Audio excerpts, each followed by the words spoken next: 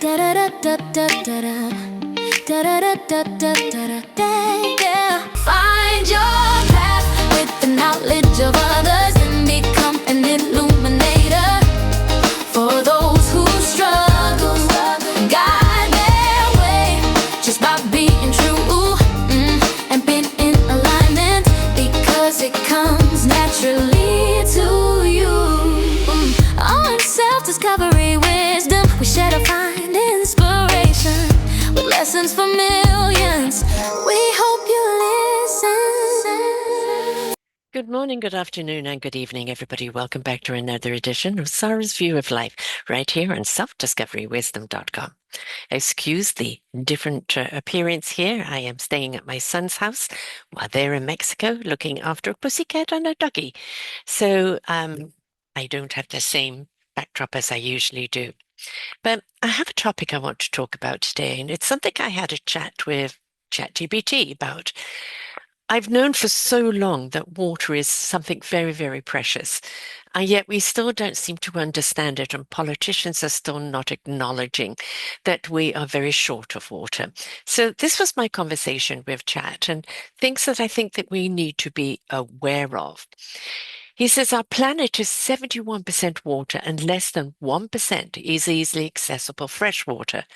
As ice melts and drought spread, we realize water isn't infinite. Every drop counts, from conserving at home, shorter showers, fixing leaks, to supporting sustainable tech like desalination. We shape our future. Even our diet, plant-based choices can reduce water strain. We don't have to wait for politicians. One step at a time, and our awareness and actions turn the tide, and together we can protect the water and sustain for all of us. So it is a crucial conversation, this, and we need to think from a forward angle. With water being only 1% and 97% is salt water and it's undrinkable, although they are making strides to change that so at least we can use it for irrigation. 3% is fresh water, but that's locked into glaciers and underground. And in fact, only 1% is easily accessible fresh water. So we need to shine this light on the conversation. So with our water being so limited, how do we pay attention to what we need to do? So we need to break it down. 29% of Earth is land, 70% water, but not all water is the same. Salt water, we can't drink. We can't use in our fields for growing foods. We need to look at the water beneath the ground, which is happening, but unfortunately, they're extracting water from beneath the ground quicker than it can replenish. A lot of people just think it's a large storage tank, and it's not sustainable at the rate that we're going. Above ground, we rely on rivers and lakes and reservoirs, but these resources are vulnerable to drought and pollution. Protecting both what's hidden below and what flows above is crucial to our future. We're drawing significant amount in all areas. Up to a quarter of the world's freshwater use comes from underground sources. In some regions, we're pumping out groundwater faster than nature can replenish it. That is the challenge if we draw from these hidden reservoirs. We dry them up quickly. So a big part of our awareness is balancing what we take with assuring nature's time to recharge. So how do we bring this awareness around and, not become wasteful? So distillation is making waves, literally. Around the world, plants are turning seawater into fresh water. And especially in arid regions, it's not a magic wand. Energy use and costs are challenges, but technology is improving. While it won't replace conservation, it is an important tool for the future, especially in areas facing water scarcity. AI consumes a great deal of energy, and there are some countries using energy to power their cities. AI power to use their cities, and other people are using AI stations in the water so that it does not heat up too much and doesn't drain the energy of the land. So as placing water in underground water, using the to cool the ocean to reduce for cooling, others are capturing waste heat to lower the costs on the grids. It reminds us that even energy powering AI can be a part of a sustainable loop if we think creatively. When innovation respects both energy and water, we're moving forward towards a smart, balanced future. There was a movie some time ago called Harnessing the Wind. If you haven't seen it, I highly recommend it. I think it's on Netflix. But a young boy in an African country where there was drought, and he found a way to kind of capture the moisture in the air. And it really was quite inspiring. While wind can't directly extract moisture, we do have innovations like atmospheric water generators. These devices pull moisture from the air like humidity, and condense it into drinking water. In the right climates, this tech can yield valuable water. It's not a mass solution, but yet it's another creative tool, especially in water scarce areas. We have an awful lot of people that have to migrate because of the scarcity of water. And up in a global number of 2024, there were numerous amount of millions of people displaced by natural hazards, including drought. UNICEF estimates that by 2030, around 700 million people will be displaced due to the intense water scarcity. So while exact numbers for this year, 2026, are lacking, the trend is clear. Water stress is already influencing migration, and it could escalate if water scarcity intensifies. How much does our air conditioning use? Primarily it uses energy rather than water in most systems. However, large-scale cooling systems like those in big buildings or power plants can use water for cooling, often in cooling towers. These systems evaporate water, which means they can consume quite a bit. In water-scarce regions, efficient air conditioning designs, such as a closed-loop system, helps minimize water use while keeping things cool. And yes, we're getting hotter and we need to keep cool, but we've also got to look at, is that air conditioning wasting? Use it sparingly. Put it on to cool things down. Close the windows and the blinds, open them up at night. Don't rely on it all the time. If we power the trend by leading at every level, individually, we adopt a water-wise habits. Small changes like reducing waste by supporting local conservation efforts. In business or community, we can advocate for sustainable tech, support policies that protect water sources, or invest in innovations. And they're there all the time, very often coming up from young people, and we need to put more emphasis on them. The while we amplify the solutions on air in conversations and through action, the more we make water stewardship the norm, not the exception, the better it will be. We're seeking technology step by step, and we need to step up with our awareness of our waste. But also we need to be aware of the instruments that reduce our water and waste. Dishwashers, good ones, or showering instead of bathing. These do help, again, in moderation. There has to be a newer dishwasher because you actually do use less in a dishwasher than you do hand washing. And of course, the shorter showers, not being in there for half an hour, making sure that the fixtures are good and not being wasteful. Water recycling systems, smart irrigation for gardens. Those are the instrument conversations. Like if you have bath water or your sink water, you could take that to go and water the plants instead of letting it just go down the drain. There's always things that we can do. So, what other awareness can we focus on? We need to emphasize between water and food. Agriculture consumes the lion's share of fresh water. Supporting sustainable farming, reducing food waste, and recognizing that every meal has a water footprint helps people see the bigger picture when we connect the dots. Water, energy, food, ecosystems. We foster a deeper understanding for our shared responsibility. Another factor is cattle manufacturing uses more water and creates more methane gas than organic feeding of animals. Industrial livestock production is water intensive, from growing feed crops to the animals themselves. It contributes methane. Shifting towards more sustainable farming, like regenerative grazing or plant-based choices, can lower both water and emissions. Bringing awareness to the water footprints of our diets is a powerful step towards a more balanced future. I do think that more people would tip the scale to plant-based foods as we move forward. It will play a bigger role. More people are embracing plant food options, both for health and sustainability. Why it won't likely eliminate animal agriculture, it can balance the scales. Ultimately, the more mindful mix, less resistance on the resources heavy foods and more sustainable choices. It helps us meet needs without draining the planet. We've also got to understand that these manufacturing plants of animals, pigs and cows and etc., the way they treat those animals, the steroids and everything else they put in the animals and in the feed, the terror that we're eating with that food.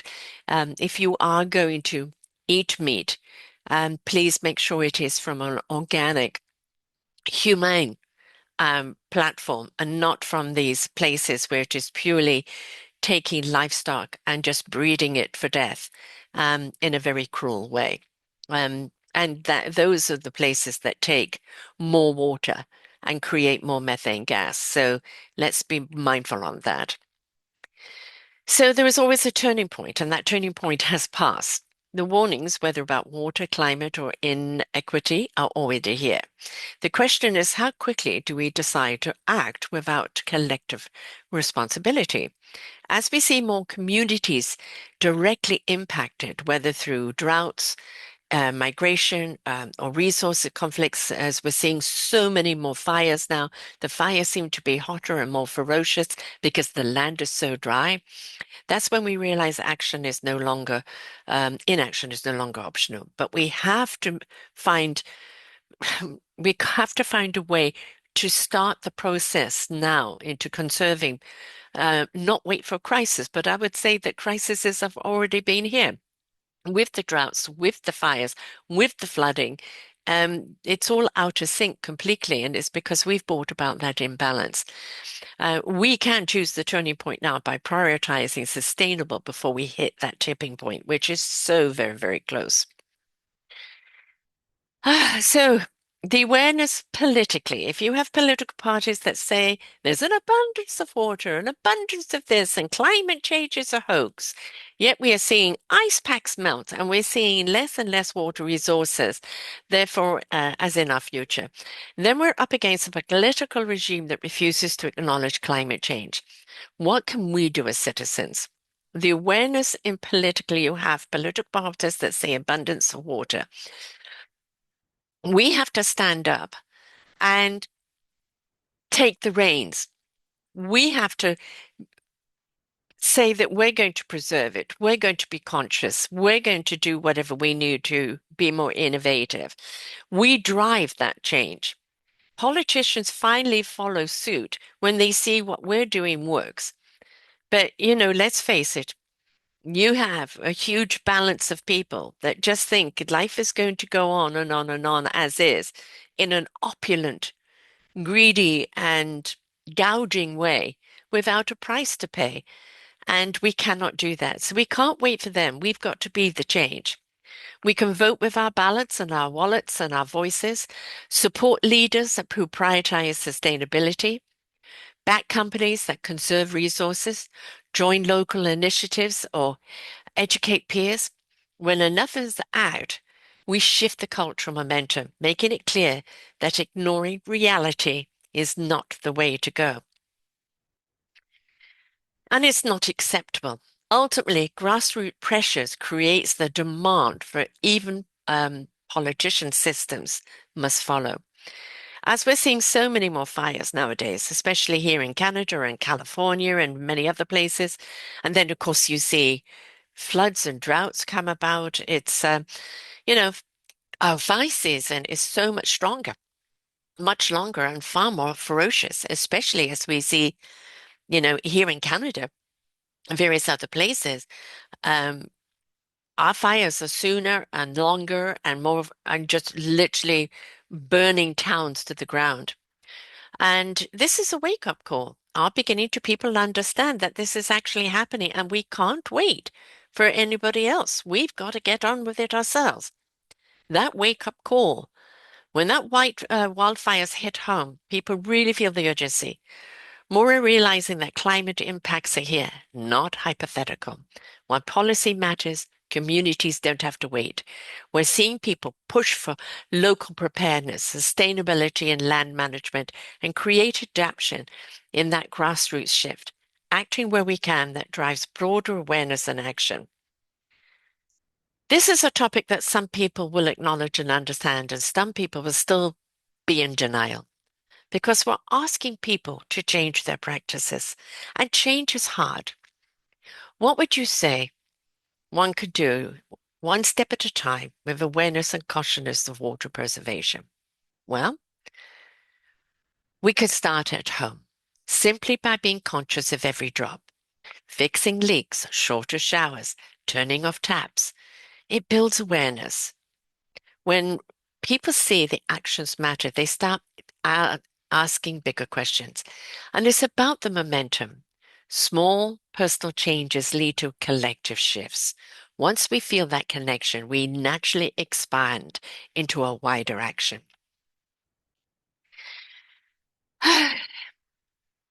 I have interviewed so many people on our Eco Solutions channel, and the one especially on Let's Get Synced.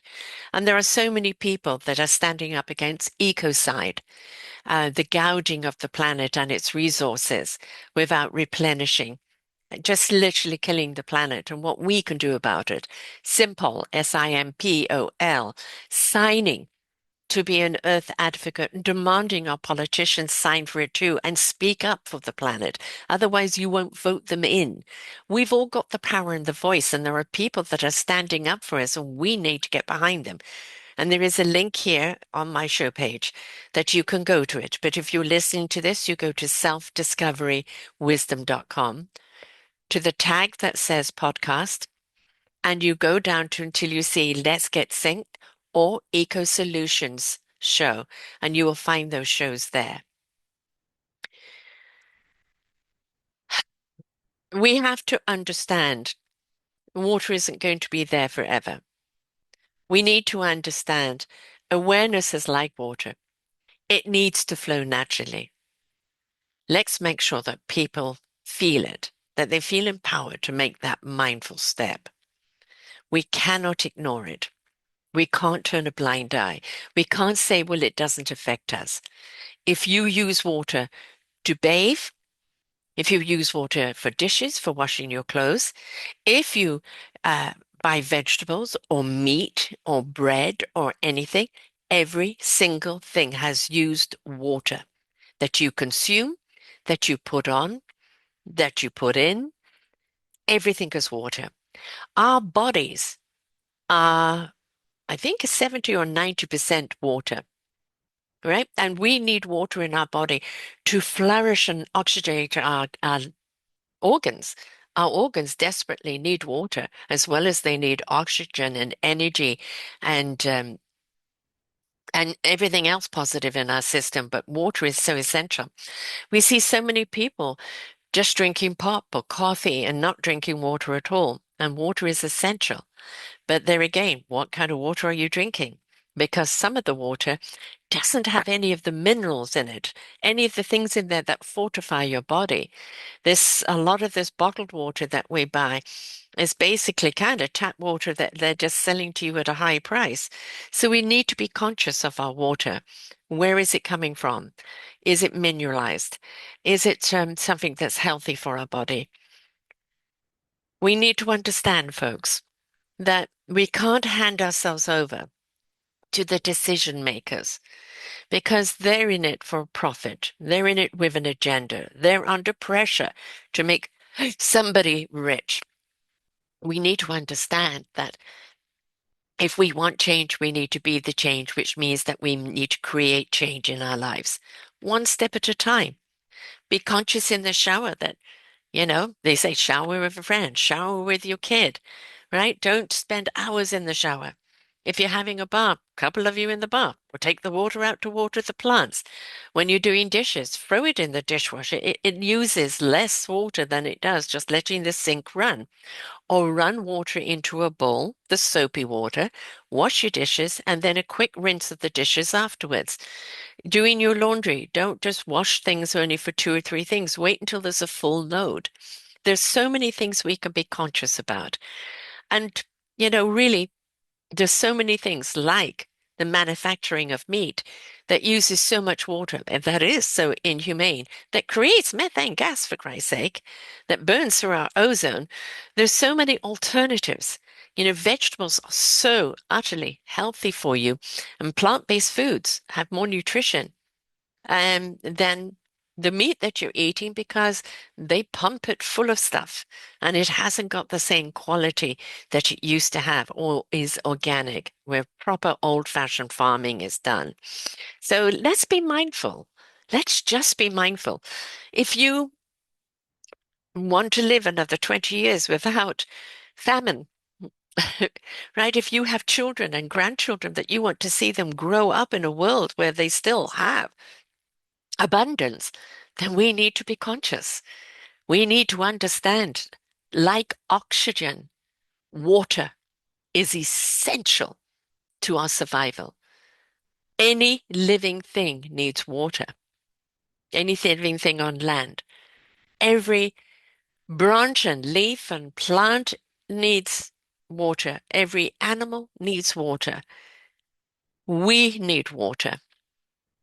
Everything is about water, and with only 1% accessible, we need to be more mindful of how we use that water. So, yeah, this was a show about us being conscious, us being aware. As you know, when we're aware, we care. When we care, we do something about it. And I want you to be aware of the importance of water. Look at the fire in California, erasing the Palisades. It doesn't matter how rich those people were. That fire went through and destroyed in no time. We've had communities here, Jasper, another town, completely obliterated through intense flames that they cannot keep under control. The fires are different, they're more ferocious. Why? Because the land is drier, because we're not getting as much rain as we used to get. And we're draining all the water way too fast. So let's be conscious, please, for you and your longevity, for your children, for your grandchildren, for future generations. If we're mindful now, there'll be a more later. If we're not mindful and go, la, la, la, la, la, it doesn't affect me, you will be living through droughts and you will be suffering down the road. Let's avoid the suffering by being sensible and take steps. Be inquiring, what can we do to make a difference? Because it starts with us. So until next time, folks, bye for now.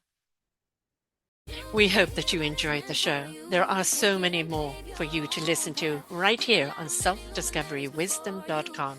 Come and hear the illumination that's going to shed light on your path. Find your path with the knowledge of others.